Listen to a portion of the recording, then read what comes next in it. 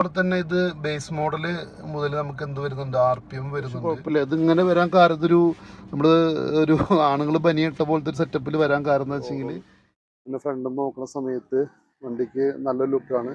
ഇതിന് മുന്നേ Swift car use ചെയ്തിട്ടുള്ള ആൾക്കാർ ഈ വാഹനം എടുക്കുന്ന സമയത്ത് ഇപ്പൊ ഞാൻ പേഴ്സണലി എനിക്ക് തോന്നിയൊരു കാര്യം എന്താ വെച്ചെങ്കിൽ ഇതിന്റെ AC ബേസ് മോഡൽ മുതൽ പുതിയ മോഡലില് ഓട്ടോമാറ്റിക് ഒരു സംവിധാനത്തിലാണ് വെറും 7500 കിലോമീറ്ററോളം കഷ്ടി ഓടിയിട്ടുള്ള ഒരു സ്വിഫ്റ്റ് ബേസ് മോഡല് LXI എന്ന് പറയുന്ന ഒരു മോഡലിനെ കുറിച്ചാണ് നമ്മൾ സംസാരിക്കുന്നത്.